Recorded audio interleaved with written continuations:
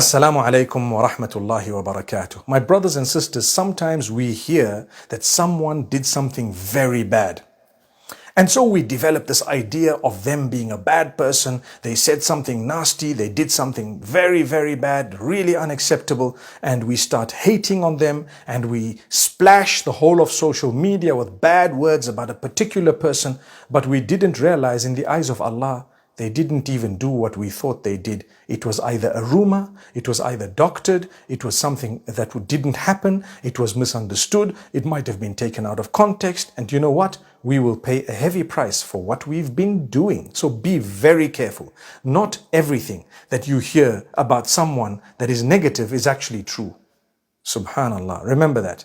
In fact, I'd like to word it differently. Most of the bad things you hear about others may not even be true. Especially when you don't even know this person. You've never met them. You haven't interacted with them. You haven't lived with them. You don't know much about them, subhanallah. And you're hating on them because of the hatred of someone else. Or you have picked on them because someone else told you that they deserve to be picked on. Or that they are bad people. Don't do this. It's happening more and more. And you know what? We are losing our good deeds if we have any.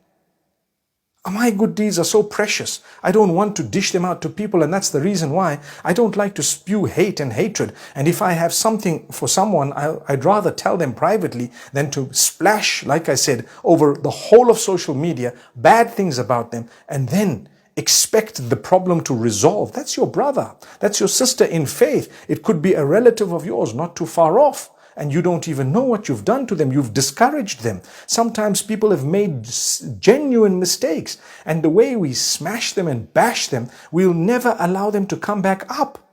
How many of us are prepared to reach out with a hand of, subhanallah, support to the one who wants to come out of the muck that they've fallen into, if they have fallen into it?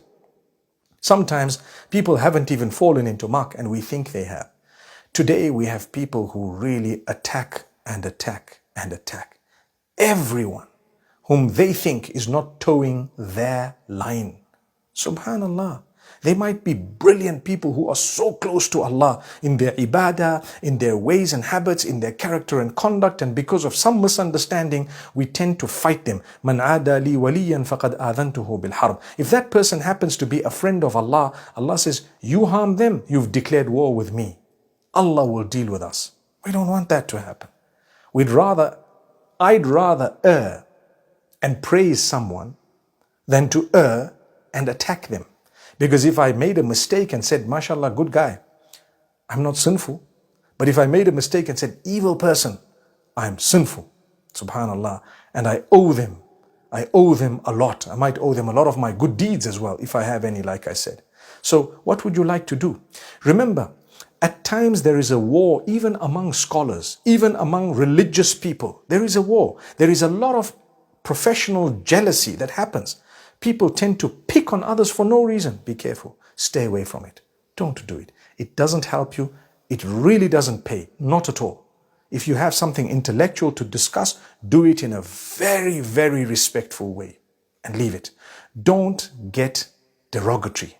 And don't become cheap in your language against someone. Remember, you love them for the sake of Allah. You want them to see the light if what was said was true.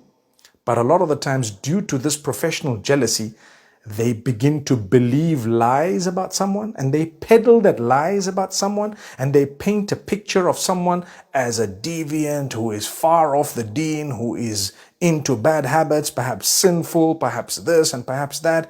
And you know what? That is very, very dangerous because we, the general public, fall prey to this and we lose our good deeds. And we become distant from Allah and we think we're doing good. That's why Allah says, do you know the one who is the biggest loser? He is the one who thinks he's doing good, but what he's doing is not actually good. Subhanallah.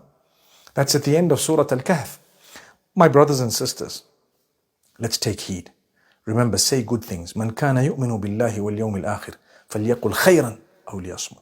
Whoever truly believes in Allah and the day of judgment and reckoning, whoever truly believes that the accounts are going to be taken of everything they did or said, will actually only say good words or remain silent. May Allah grant us the ability to fulfill that particular hadith. أقول قولي هذا والسلام عليكم ورحمة الله وبركاته.